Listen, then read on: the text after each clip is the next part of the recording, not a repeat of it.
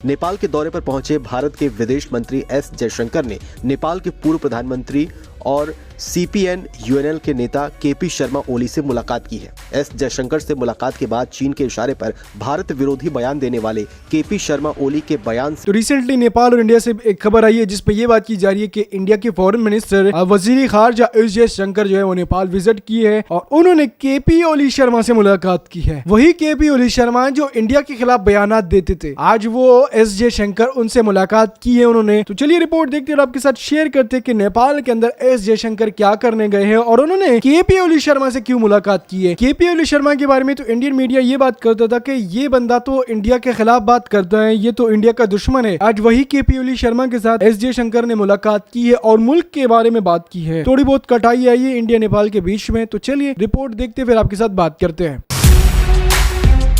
हाल के कुछ सालों में नेपाल और भारत के बीच रिश्तों में थोड़ी खटास देखने को मिली।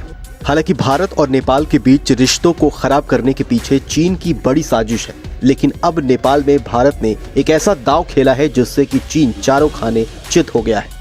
नेपाल के दौरे पर पहुंचे भारत के विदेश मंत्री एस जयशंकर ने नेपाल के पूर्व प्रधानमंत्री और सीपीएन यूएनएल के नेता केपी शर्मा ओली से मुलाकात की है। एस जयशंकर से मुलाकात के बाद चीन के इशारे पर भारत विरोधी बयान देने वाले केपी शर्मा ओली के बयान से चीन अब सदमे में आ गया है। केपी शर्मा ओली ने भारत की तारीफ करते हुए कहा कि भारत और नेपाल की सदियों से चली आ रही दोस्ती को कोई बदल नहीं सकता। जानकारी के लिए आपको बताएं तो ओली वही नेता है जिन्होंने नेपाल के प्रधानमंत्री रहते हुए एक विवादित नक्शा जारी किया था जिसमें भारत के कई इलाकों को नेपाल की सीमा के अंदर दिखाया गया था। लेकिन अब ओली ने कहा है कि अगर हमारे बीच में कोई विवाद है तो उसे बातचीत करके सुलझाना चाहिए।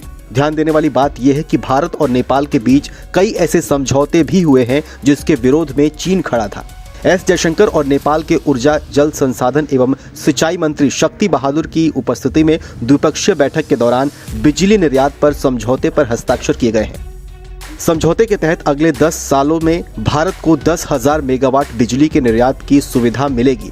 नेपाल ने चीन के डर को दरकिनार करते हुए ये समझौता किया है। इस समझौते की बात सामने आने के बाद चीन ने इसका विरोध किया था और उसकी ओर से नेपाल को डराने की भी कोशिश की गई थी। चीन की तमाम कोशिशों के बावजूद नेपाल ने भारत से यह डील फाइनल कर ली है। जानकारी के लिए आपको बताएं तो 2008 में नेपाल में राजशाही खत्म होने के बाद प्रचंड पहली बार नेपाल के प्रधानमंत्री बने थे और उन्होंने पहला विदेश दौरा चीन का ही किया था। ऐसे में माना जाता है कि चीन बीते कई सालों से नेपाल में अपनी पैठ बढ़ाने की कोशिश कर रहा है। चीन के द्वारा नेपाल के आंतरिक मामलों में भी हस्तक्षेप करने की कोशिश लगातार की जाती है।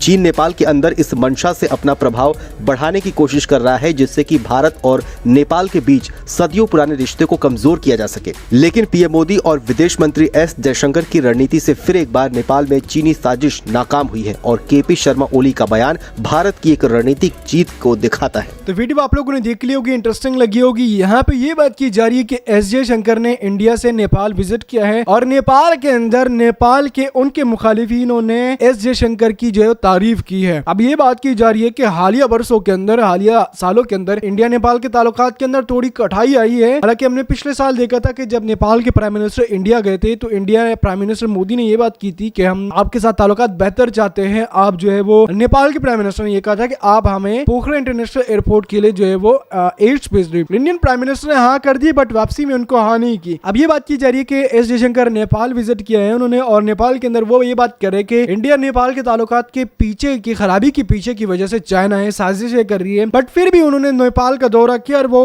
हिंदुस्तान के वजीर खारजा है यानी फॉरेन मिनिस्टर है और ये बात करे कि एस जयशंकर ने साबिक वजीर आजम यानी साबिक प्राइम मिनिस्टर केपी ओली शर्मा, सीपीएन यूएमएल के जो है ना रहनुमा भी है केपी शर्मा ओली, तो उनसे मुलाकात की और ये मुल्क के लिए काफी बेहतरी की तरफ जा सकती है। अब मुझे ये समझ नहीं आ रही है कि वही इंडिया जो कल तक केपी ओली शर्मा को ये बात करते थे कि ये इंडिया का गद्दार, इंडिया के साथ गद्दारी करता है, इंडिया से पैसे लेके इंडिया के खिलाफ बातें कर रहे हैं, आज इंडिया का एस जयशंकर उसी से मुलाकात करे और ये मुलाकात जो है काफी टाइम तक रही है। उन्होंने नेपाल के पुष्पा कमल दहल से भी मुलाकात की और उन्होंने बाकियों ने भी ताल्लुकात के बारे में बात की है। अब ये क्यों आए हैं केपी ओली शर्मा से, उन्होंने क्यों मुलाकात की है, नेपाल के पहुंचने के पीछे इनका क्या रीजन था, वो नेक्स्ट वीडियो के अंदर आपको बताएंगे। बट बताना ये था कि एस जयशंकर ने इस टाइम पे नेपाल विजिट किया है और नेपाल के साथ वो बेहतर ताल्लुकात के लिए ख्वाहिशमंद है।